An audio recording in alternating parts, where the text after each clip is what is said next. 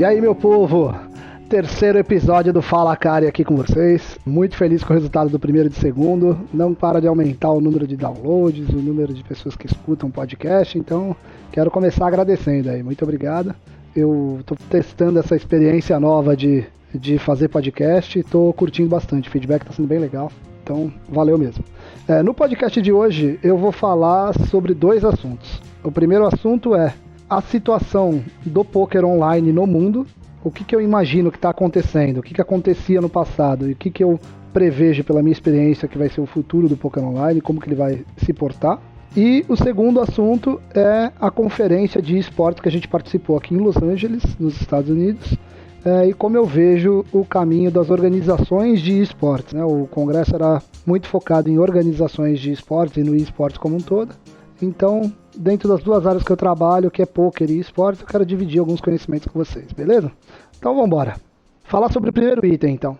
Eu tenho muitas discussões com profissionais de poker, com pessoas que ainda jogam poker online profissional, grindam online, e sempre tem um medo muito grande. Eu tenho esse papo direto com o João Simão, por exemplo, sobre a situação do poker online em termos de tipo de premiação que está pagando hoje em dia, o quanto vale a pena você investir sua carreira dentro do poker online, os prêmios se estão subindo, se estão caindo e tudo mais. E normalmente o sentimento é mais ou menos o mesmo entre todo mundo que eu converso. É um sentimento meio de medo, assim, né? Medo de que o poker online não seja algo mais atrativo para profissionais. Eu vou fazer uma busca histórica das decisões dos grandes sites de poker, principalmente do PokerStars, que é onde eu tenho contrato já há tanto tempo. Já tenho contrato há 12 anos e tenho mais 4 anos de contrato ainda dentro desse meu último contrato aqui que eu acabei de assinar. Então eu tenho alguma familiaridade para falar, não vou falar obviamente de números, só de estratégias, né? Mesmo porque eu não estou autorizado a falar de números, mas eu acho que serve para dar uma real sobre a situação do poker online e sobre como eu vejo, diante do prisma de ter alguma posição privilegiada dentro do setor, assim como eu vejo o que está acontecendo, a leitura das pessoas que têm sobre o poker online e como eu vejo o futuro. Definitivamente, quando eu jogava poker online, eu comecei a jogar poker online em 2006. 2005 foi meu primeiro contato, mas em 2006 eu virei de fato profissional. 2006, 2007, 2008, até 2012, até 2013, o poker online tinha características completamente diferentes das que você encontra hoje quando você entra num site de poker, no PokerStars.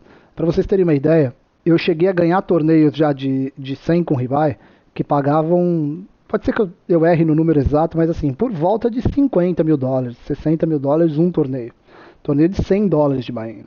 Hoje em dia é impossível você ver situações que nem essa. Você não consegue mais enxergar essas coisas acontecendo. Você vê torneios de assim, o Big 109, ou um torneio com essas características, ele paga 4 mil, ele paga 3 mil, ele paga 5 mil. Não existe mais Sunday Millions na época que eu jogava, pagava 270 mil dólares por primeiro, 300, já chegou a pagar 300 e poucos mil dólares por primeiro, e também não acontece. Então hoje em dia, o que você vê torneios pagando muita grana, são as séries, né? Os W Cups, os Scoops da vida, aí por aí vai, mas os torneios regulares não está acontecendo mais isso. Então, quando você é dedicado a ser profissional de poker, que teve algum tipo de relacionamento com o poker online nessa época que eu jogava como reg poker online, você começa a se assustar, você fala, pô, ferrou, né, cara, não tem mais, o poker online tá acabando, o poker online tá se diluindo, né, não tem mais premiação efetiva, interessante, excitante e tudo mais. A resposta para isso, na minha opinião, é sim e não. Por que sim? Porque realmente, se você jogava um torneio de 100 dólares antes, que tinha uma premiação de 60 mil dólares, né, um 100 com rebuy que tinha uma premiação de 60 mil dólares, e hoje o 100 com rebuy paga 3 mil dólares, 4 mil dólares, 4.500 dólares, realmente é muito mais desinteressante do que era no passado. E se você conseguia pegar um pacote de dinheiro seu, né, ou seja, o seu bankroll, você separava ele para fazer grinds, onde você investia X dinheiro em busca de prêmios muito altos, hoje em dia você de fato não tem mais essa excitação, você não tem mais a chance de buscar esse tipo de cenário. E por que não? Né? Por que eu falei sim e não? Porque a parte do não o dinheiro não saiu dos sites na velocidade que as pessoas imaginam que ele saiu. O dinheiro continua lá, mas ele está com características e perfis diferentes derivadas de duas coisas. O tipo de pessoa que hoje está integrando esse grupo de pessoas que jogam poker online, né, que joga esses torneios que antes pagava muito e agora paga menos. Os tipos de jogos, né? Então, para dividir isso dentro de tipos de jogos também. E o terceiro, as próprias decisões dos próprios sites. Eles olharam há tempos atrás, para debater o problema desse lado do não, né? Eles olharam há tempos atrás e viram que o ecossistema de poker era um ecossistema que arrancava muito dinheiro, né? Muita verba de quem não sabia jogar e entregava 100% na mão das pessoas que tinham capacidade técnica de jogar. E eles se preocupavam com isso, eles ficaram preocupados com isso pra caramba, porque isso é um sistema que, quando você rodar essa amostragem no longo prazo, tende à falência, né? Tende a acabar o dinheiro na mão de pouquíssimas pessoas, que são as vencedoras do jogo. Eles olharam isso acontecendo, olharam uma usina de produção de rakeback muito grande, e eu não tô julgando as decisões dos sites, não, hein? Não é meu papel fazer isso no podcast aqui. Eu até poderia julgar, mas não é isso que eu queria fazer nesse podcast. O que eu queria fazer era relatar e ver pelo meu prisma, né? Passar para vocês o meu prisma. Então eles olharam isso acontecendo e falaram assim, bom, se isso rodar numa volumetria muito grande, vai prejudicar demais o ecossistema. Então, a gente tem que tomar atitudes para que profissionais tenham menos vantagem e tenham menos interesse em ficarem hospedados dentro da plataforma, e aí dá mais chance e dá mais jogabilidade para quem não tem tanta habilidade, para quem não estuda tanto, para quem não se dedica tanto. De novo, não estou aqui discutindo se isso está certo ou se isso está errado. Estou falando que isso é o que de fato aconteceu, pelo meu prisma. É o que de fato foram as decisões tomadas. Para que eles fazem isso?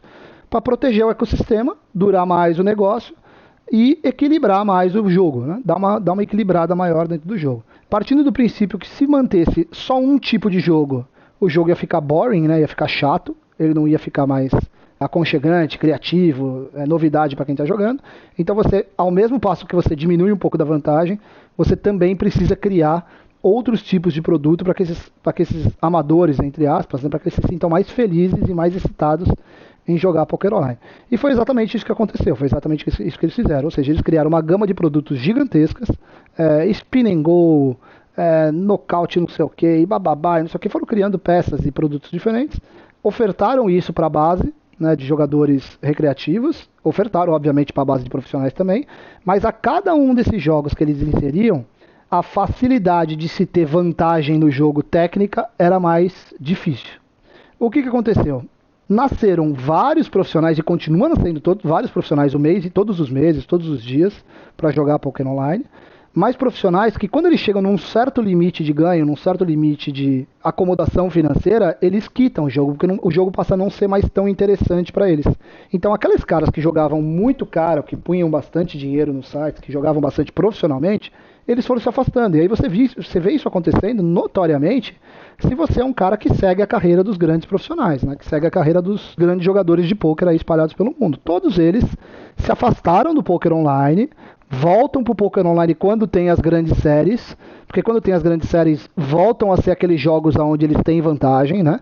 É difícil você ter uma série que tem muitos eventos de spin and go, muitos eventos de nocaute style, não sei o que. Apesar que tem séries que são especializadas só em alguns produtos, mas quando tem as séries de No Limit Ronda, de Pot Limit Omaha, de não sei o que lá, dos torneios, dos tipos de jogos que são os mais clássicos, automaticamente esses caras caem para dentro porque eles têm vantagem, os buy-ins são altos, enche o pote grande de dinheiro de novo, volta a ser excitante, volta a ser vantagem para esses caras entrarem em campo. A partir do momento que as séries acabam, eles se afastam do jogo, se afasta essa grande carga de dinheiro jogado em grandes torneios, né, e nos torneios maiores da grade diária, e aí você vê só amadores jogando e profissionais que não chegaram nesse nível high stakes, né, que não chegaram naquele nível de gastar realmente mais, numa categoria mais alta de valores de buy-in.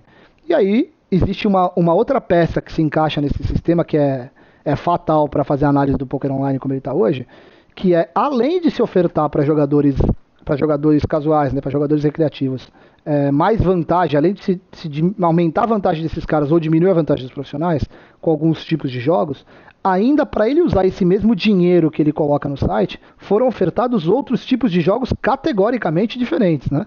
Cassino, sports bet e tudo mais. Ou seja, criou-se um ecossistema ali de onde você pode colocar o seu dinheiro muito mais dinâmico, muito mais vasto, né? E aí, hoje em dia, o cara, além de ele poder jogar um Big 109, ele também pode pegar esses mesmos 109 e apostar num Corinthians e Palmeiras, ele pode apostar num Flamengo e Vasco, ele pode apostar num jogo numa luta de UFC e tudo mais. E se ele quiser também, ele pode jogar um Blackjack online, ele pode jogar um cassino, uma roleta online e tudo mais. Ou seja, aquele mesmo dinheiro pode ser usado de formas diferentes, e quando usado no poker online, o cara sente um pouco mais de vantagem, o que dá um pouco mais de X prazo, né, para o cara ser um pouquinho vencedor, para o cara ganhar um torneio daqui, para o cara pegar um ITM de lá e tudo mais, torna a coisa mais excitante e ele se mantém, o ecossistema se mantém vivo por mais tempo. Quando isso aconteceu de fato e os sites olharam a margem que eles tinham em relação a cobrar rake e a margem que eles tinham derivado desses outros categoricamente diferentes produtos, né, Sportsbet, Cassino, aí eles viram que era uma covardia a comparação, né, porque a margem desses outros era muito maior do que a margem do rake do Poker Online. E aí essa bomba meio que estoura visualmente quando você abre o site, né? Então aí você vê torneios que antes pagavam muito, porque tinha pouca oferta de produto e o cara tinha que jogar ali, e tinha muito dinheiro de profissional high stakes grindando esses jogos todos. Então a combinação de tudo isso junto faz com que você visualmente veja menos premiação, menos dinheiro disponível para se jogar poker online. Portanto, isso é, na minha opinião, o que acontece hoje, e isso é uma grande tendência do que vai continuar acontecendo em termos de criação de novos produtos, em termos de equilíbrio do jogo, e tudo mais. E aí vem uma pergunta, né? Akari, você falando isso, você acha que ainda é vantagem jogar poker online?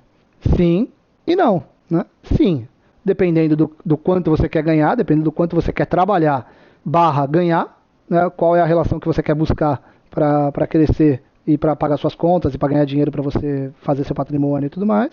Se você quiser ganhar muito dinheiro, como se ganhava no passado, não vai valer a pena, porque você não vai achar esse dinheiro ali para fazer esse grind diário e ganhar bastante dinheiro jogando poker online como profissional. Porém, aonde está bastante dinheiro no poker no geral, né? Tá nos torneios ao vivo, tá nas grandes porradas, nos big hits que se dá ao vivo.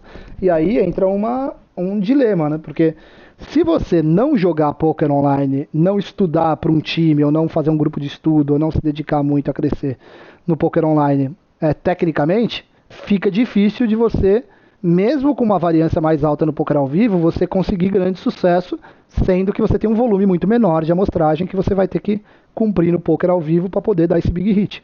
Então você vai perder em termos de volume geral, não vai ter mais aquela grande atratividade de grandes ganhos no poker online e vai talvez ficar um pouco deficitário tecnicamente. Como existe uma variância maior, esse déficit, entre aspas, até te favorece um pouco, né? Porque pode ser que numa runada, ou mesmo tomando uma decisão ruim, o baralho te faça escapar ali de uma situação ruim para você, e você acabe acertando o seu big hit, ou acaba chegando num torneio ao vivo pesado. Mas a equação está formada, a equação é essa. E aí, se você pensar e falar assim, cara, eu tenho muito tesão de jogar poker e dane-se. Ótimo, joga, se acostuma com esses novos valores, com esse novo patamar que o poker online está oferecendo para todo mundo. Não está, por mais que tenha vários lugares no mundo inteiro que o poker online sim está em queda em termos de faturamento, em termos de número de jogadores e tudo mais, mas tem muitos lugares que não está, tem muitos lugares que está em alta, que está em crescimento, que o faturamento ainda continua crescendo e tudo mais, tanto o faturamento quanto o número de jogadores e tudo mais. Então você tem que se acostumar com isso e, já que você é apaixonado por poker como eu sou, continuar jogando poker online nesse cenário e jogar poker ao vivo, entendendo que existe uma variância maior e que você pode dar um big hit, que você pode dar uma porrada quanto a isso. Não tem muitos outros fatores a serem analisados. É claro que tem algumas categorias menores que a gente pode debater, mas esse é o cenário geral, né? Esse é o mundo geral do que está acontecendo no poker online hoje em dia. Então, quando você pega um cara que nem um Rafa Gemivalter, um João Simão, um Thiago Decano, um Kelvin, uma galera que joga buy-ins mais altos e tudo mais, eu tenho quase certeza, não posso apostar isso, porque primeiro que são meus amigos, mas tenho quase certeza que eles jogam cada vez menos poker online, eles grindam cada vez menos. Ainda grindam, ainda ralam, Kowalski, Kelvin, Crema e tudo mais. Certeza que eles entram em campo às vezes de domingo, eles entram em campo nas séries, com certeza, todas as séries todo mundo joga, mas aquele grind pesado de segunda, terça, quarta, quinta, sexta, não sei o que, eu acho que cada vez esses caras fazem menos, porque eles chegaram em estágios da carreira deles que o quanto eles querem ganhar, talvez esse tipo de jogo não oferte mais para eles, né? Se eu tiver errado aí, algum deles me ouvir, me desculpa, mas eu acho que no geral eu devo estar certo. E também tenho certeza que foi exatamente o que aconteceu comigo, né? Eu sabia que para eu continuar batendo poker online a partir de 2014, que foi quando eu decidi que eu ia me afastar do dia a dia, me aproximar das séries e me aproximar cada vez mais do poker ao vivo, que é o que eu faço hoje, eu sabia que para eu ganhar dentro de um cenário que pagava muito menos, eu precisava inclusive estudar muito mais, me dedicar muito mais, entender o poker muito mais, estudar muito mais GTO, muito mais a parte técnica do jogo. E aí, para uma remuneração que seria muito menor do que a que era antes, onde o jogo era mais fácil, né? E aí eu tomei a decisão e falei, não, eu vou buscar, talvez, obviamente, com mais variância, talvez com mais risco e tudo mais, mas eu vou buscar outras porradas no poker ao vivo, vou buscar nas séries, obviamente, mas não vou fazer esse grind diário de uma corrida do ouro diária que acontecia para dar algumas boas porradas que agora não existem mais, né? Elas não acontecem mais. Então pegam alguns caras que jogam mais caro, continuam ainda grindando pesado. E eu acho que eles continuam grindando por duas razões. A primeira é que eles ainda, somando todos os seus ganhos, têm uma vantagem boa, tem uma vantagem financeira boa, né? Ou seja, tem dinheiro que vale a pena se você for ultra bem sucedido, né? Você consegue fazer uma renda mensal legal, não aquelas tops do passado, mas legal, e você tem time, né? Então são donos de times, então para eles estarem super envolvidos no poker online, tem a ver também com eles serem bons donos de time, né? Para eles poderem prover para os seus jogadores boas capacidades técnicas, bons treinamentos e tudo mais. Então, veja um cara que nem o Padilha, por exemplo, é um cara que continua grindando, continua batalhando, não sei se grinda como antes. Se fosse para eu apostar o que eu tenho, eu apostaria que não, que grinda um pouco menos, mas se ele continua grindando é porque tem ainda dinheiro que o interessa e também tem uma capacidade que ele precisa ser repassada para o time dele, principalmente o Padilha, que acabou de montar o time dele agora e tudo mais, então ele precisa fazer isso para se manter atualizado e tudo mais. Se a gente for discutir um negócio time, aí é outra história, a gente vai discutir um outro tipo de lucratividade, um outro tipo de business e tudo mais, mas o negócio do poker online, de fato, eu acho que ele está amparado nesses dois setores. Pessoas que não querem mais grindar porque não ficou mais atrativo, e pessoas que querem grindar pesado, isso do poker online profissional, né? E pessoas que querem grindar porque ainda o dinheiro vale a pena e porque tem que fazer a sustentação dos seus times. Porém, se você falar de edge mesmo, vantagem no jogo, hoje em dia o jogo ficou mais difícil? Sim, indiscutivelmente ele ficou mais difícil. Por quê? Porque criou-se grandes times, muitos números de profissionais que aceitaram jogar dentro dessa categoria menor de dinheiro, mas que são muito capacitados, né, para jogar aquele jogo, para estar envolvido naquele jogo. Então, obviamente, o jogo fica mais difícil, obviamente o jogo fica mais pesado, porém, eles estão expostos a ganhos que são muito menores do que no passado, são muito menos excitantes do que eram no passado. Mas, para aqueles caras de fato, não.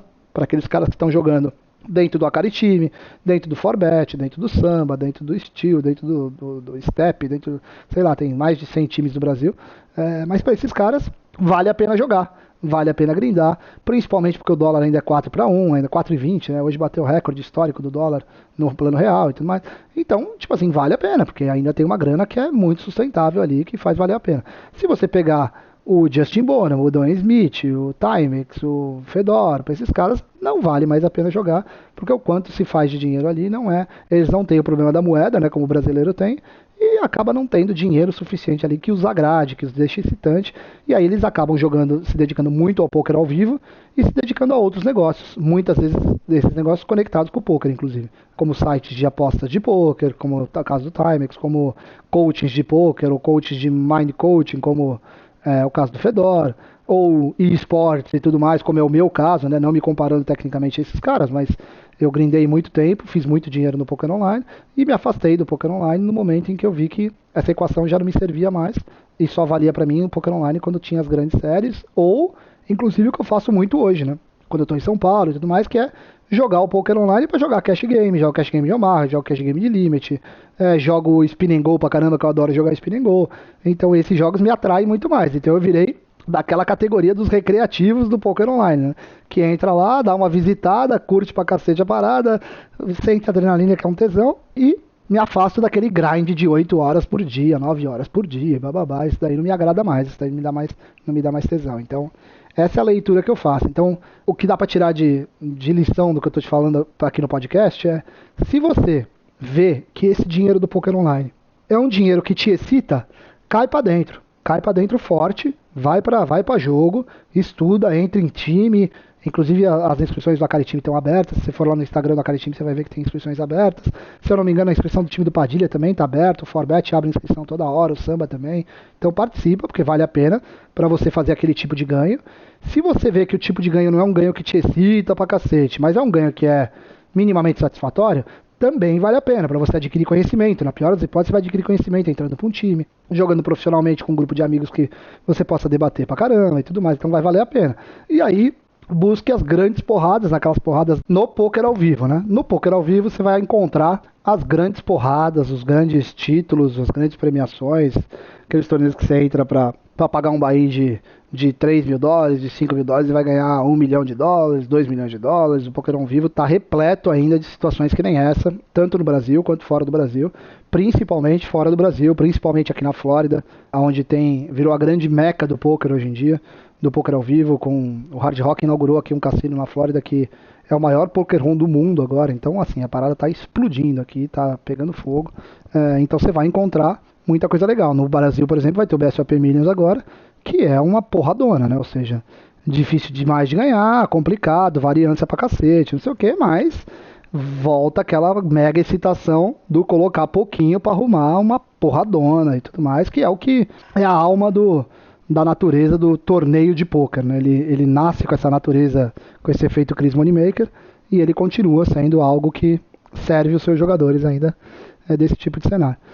Se você se preparar e tiver uma vida saudável em relação a fazer essa avaliação de jogar poker online, grindar pra caramba, ganhar conhecimento, ainda ter uma receita que seja uma receita satisfatória, você vai encontrar fields bons, fields difíceis em muitos cenários, muita variação de jogo, muito tipo de jogo diferente que pode fazer com que você ache edges, ache vantagens que a gente não encontrava no passado, mas com menos dinheiro, talvez, com menos premiação, menos excitante, né? Mas vai te preparar melhor para chegar, às vezes, num torneio ao vivo e dar uma porradona. Então, se eu pegar, por exemplo, sentar no BSOP Millions agora numa mesa onde eu tenha lá 5 regs profissionais de poker online hoje, com certeza eu vou ter mais experiência que esses caras, com certeza eu vou ter mais vivência de mesa que esses caras, com certeza em alguns aspectos técnicos do poker eu vou ter mais conhecimento, mesmo estando no cenário há tanto tempo, mesmo sendo campeão mundial.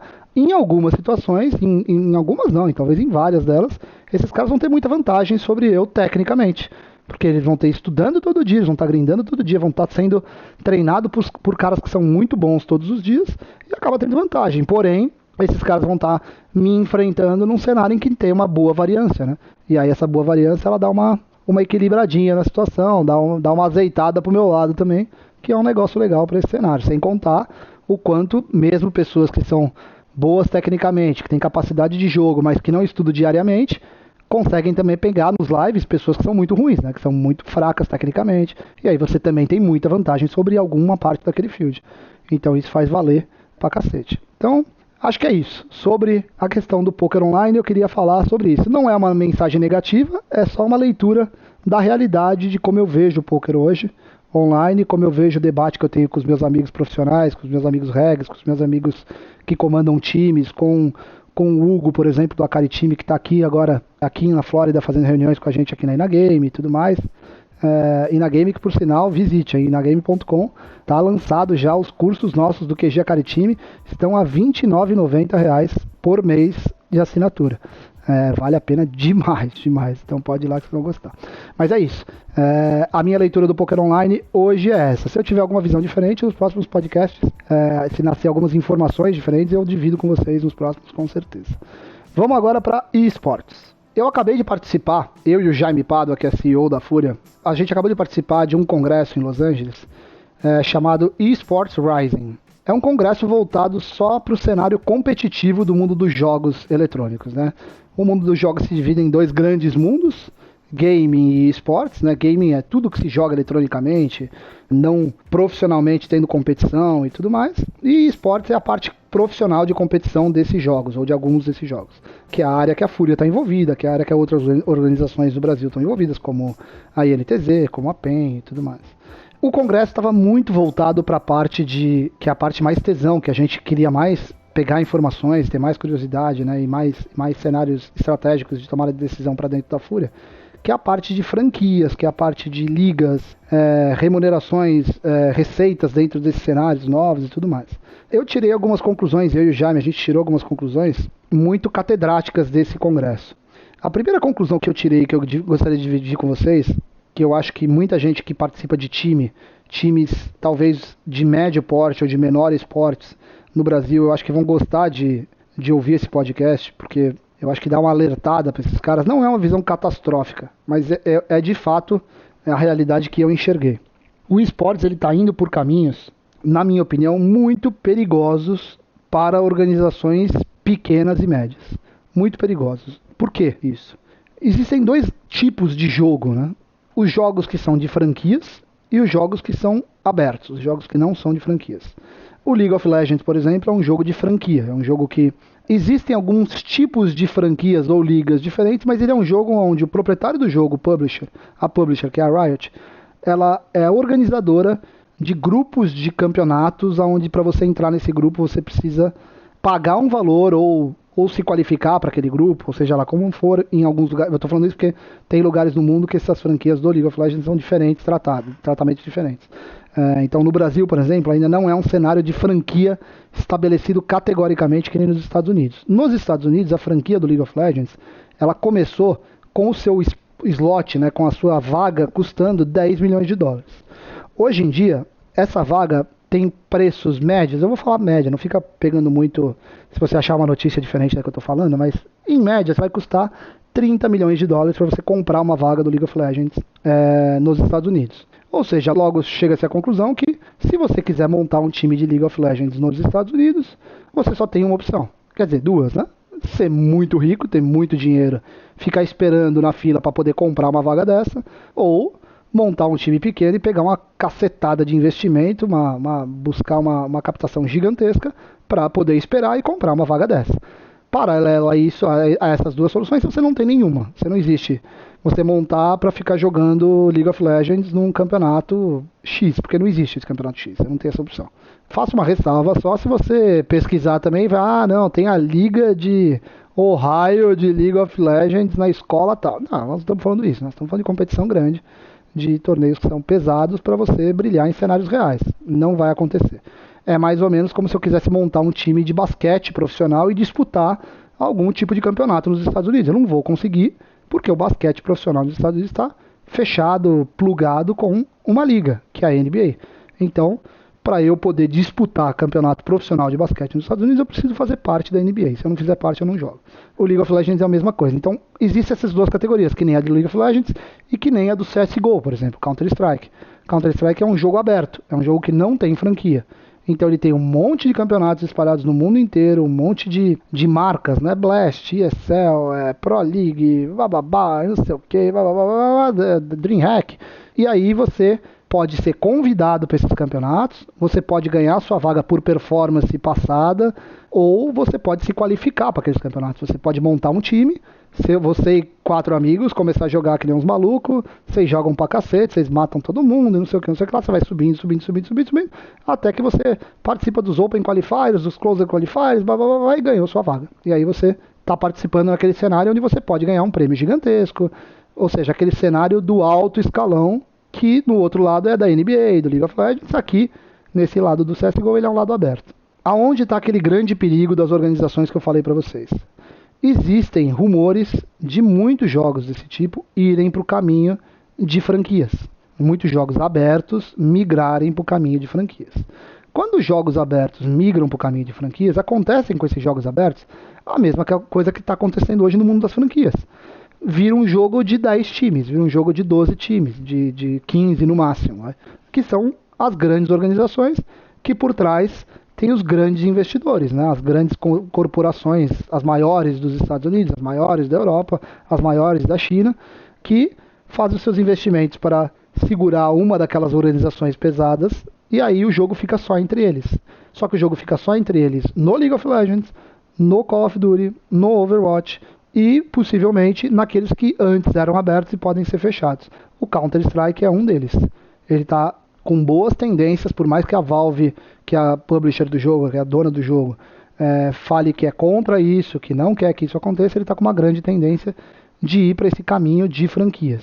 Existem movimentações, existem cenários onde as pessoas estão discutindo isso, as grandes corporações, mas vai ser mais um jogo. Se você pegar outros jogos que podem ir pelo mesmo caminho e isso for uma tendência pesada, pequenas organizações e médias organizações tendem a fracassar como negócios, né? Tendem a fracassar como business. E isso seria muito ruim, na minha opinião, para o ecossistema como um todo. Aonde a Fúria está nessa história? A Fúria ela não é uma organização pequena, ela já não é, em termos de perspectiva, uma organização média, e ainda não é uma organização grande. Ela está naquela meiuca, ela está no meio do caminho. Por quê? Porque a gente já tem know-how de Counter-Strike positivo, acumulado. A gente não tem ainda grandes investidores que nos coloquem naquela categoria de cima, mas a gente está prestes a ter. A gente está prestes a fazer captações e processos de M&A, né, que se fala Merge and Acquisition, que vão colocar a gente em cenários positivos. Muito provavelmente nos qualificando inclusive para franquias, inclusive para estar em algumas franquias. Obviamente eu não posso falar nada, a gente tem 1000 contratos assinados que a gente não pode discutir detalhes e tudo mais, mas a gente está nesse meio de caminho. Então, quando eu falo a preocupação, é uma preocupação obviamente com a Fúria também, mas não tão grande, porque a gente está migrando rapidamente para esse outro formato, né? Esse outro formato de dar um upgrade muito grande para anúncio de grandes investidores que a gente já tem processos em andamento e tudo mais. Porém, me preocupa muito um cenário brasileiro, por exemplo. A gente conseguiu com a Fúria um case que eu acho que muito pouca gente conseguiu no Brasil, em todas as áreas. Se vocês pararem para pensar, é muito difícil de uma empresa brasileira virar mundial, virar case mundial, né? Ou seja, ter uma operação no Brasil, ter uma operação nos Estados Unidos, ter uma operação na Europa e tudo mais. Eu vejo com super bons olhos, por exemplo, uma INTZ. A INTZ é uma organização onde o Lucas é o sócio, um dos sócios ali, é o proprietário, que ela é um caso de sucesso, ela é um caso que ela nasce no Brasil, enraizada no Brasil, e ela consegue expandir as suas ações para virar globalizada. E aí ela consegue captar investimento, se ela quiser, ela consegue tomar passos que empresas globalizadas, que têm alcance grande em termos de torcida, em termos de fanbase, em termos de performance, em termos de número de times e tudo mais, consegue chegar. Mas é difícil. A Fúria conseguiu isso também. A Fúria é uma empresa brasileira, nasceu no Brasil, em São Paulo, e aí depois de nascer no Brasil e continuar a sua operação no Brasil, ela tem uma outra operação agora nos Estados Unidos. Ela está num processo de captação de investimento, ela está num processo de captação de recursos para dar aquela exponencial para franquias e tudo mais. Então fazer parte de um grupo de 10, 12, 15, 20 organizações de esportes mundiais e saber que você é brasileiro fazendo isso, para mim, André Akari, me enche de orgulho, cara. Eu sou muito orgulhoso de ser brasileiro e muito orgulhoso de conseguir fazer isso. Hoje eu estou morando nos Estados Unidos porque a operação precisa ser feita aqui, senão ela não vai acontecer. E aí a gente vai correr esses riscos, mas tem muita gente que não consegue fazer isso, que tem organizações do Brasil que não vão conseguir fazer isso numa velocidade que a gente conseguiu fazer, ou que a gente está conseguindo. A gente está conseguindo porque a gente teve investimento, meu num primeiro momento e agora buscando investimentos mais altos, mas a gente teve uma performance muito boa também, né? O CSGO deu uma espancada geral, ninguém imaginava que ia acontecer isso tão rápido assim, a gente montar um time que fizesse tanto sucesso assim. Então tudo isso foi um conglomerado de acontecimentos, né? Ora por habilidade, ora por skill de negócio mesmo, ora por sorte, ora por estar no momento certo, na hora certa, que nos colocou nessa situação. Mas quantas organizações brasileiras não vão ter esse cenário? Não vão ter esse mesmo conglomerado de acontecimentos que vai colocar eles num spot diferenciado desse, né? E aí, se tudo virar franquia, se tudo virar, tem que comprar por X milhões de dólares, por a sua vaga, senão você não tá, senão você não tem nem segunda divisão, você não tem nem a divisão de acesso, não tem nada disso, você acaba, na minha opinião, matando o empreendedorismo em termos de organizações, times de esportes de médio e pequeno porte. E eu não acho isso bacana, eu acho legal ter situações onde todo mundo possa vencer por habilidade, por performance e tudo mais. O que não significa também que quem é de grandes organizações não faça um excelente trabalho, não seja muito performático, não seja muito capaz de fazer esse sucesso acontecer e se validar com esse sucesso. Mas eu só estou querendo deixar a minha opinião que, tipo assim, um mix de ter oportunidades em alguns jogos que faça com que operações que nasçam do nada, né, com grandes empreendedores possam vingar, possam valer, eu acho que é do caralho isso, eu acho que é legal pra cacete, e eu não gostaria eu não sou nem de perto dono do cenário, né, mas eu torço para que isso não feche todas as portas em todos os movimentos de jogos, né. Eu acho que não seria saudável. Agora, tem alguns jogos, grandes jogos, que já são assim, já está fechado as portas. E se esses caras conseguem fazer isso na volúpia que eles conseguem, é porque eles têm capacidade mesmo. Então, o League of Legends é um dos fechados, o Call of Duty é um dos fechados, o Overwatch é um dos fechados. E são ligas fantásticas, ligas que produzem muita receita, têm boas perspectivas. Só que são valores de buy-in que são muito altos, né? São muito caros. Não são valores que, mesmo organizações grandes, não ficam confortáveis às vezes de fazer esses investimentos. Porque no esportes, ele tem um perigo, que não é só eu que vejo isso, eu estou relatando, inclusive, fala de outros grandes donos de time, né? Que assim, é difícil de se ter a certeza do longo prazo de um jogo. Não é tão fácil, a tecnologia é muito foda, acelera muito rápido, então não dá para saber se aquele jogo, você pagando lá 20 milhões de dólares, 30 milhões de dólares numa franquia, se aquele jogo daqui 2 anos, daqui 3 anos, ele ainda vai estar pertinente, ele ainda vai estar hypado. A gente viu vários jogos pelos estudos que a gente está fazendo que deram uma explosão gigantesca e na mesma velocidade que eles explodiram, eles decaíram. Eles foram lá para baixo de um jeito surreal, assim. Então, dá medo, né? Mesmo para as grandes corporações, dá medo de você se envolver, porque quando você é uma grande corporação que tem grandes sócios, você tem grandes compromissos com esses investidores, né? Se você pôr a sua cara para bater e falar para esses caras que, tipo assim, vamos comprar a franquia do jogo tal, custa 30 milhões de dólares, e passa 6 meses, e passa 8 anos, aquele jogo morre, 6 meses, 8 meses, desculpa, aquele jogo morre, você fica numa situação muito ruim de colocar o seu cargo à disposição ali, você fica tomando decisões ruins que levam os seus investidores a não mais confiar em você. Então, é um jogo de xadrez difícil de se jogar, não é um jogo de xadrez fácil, assim.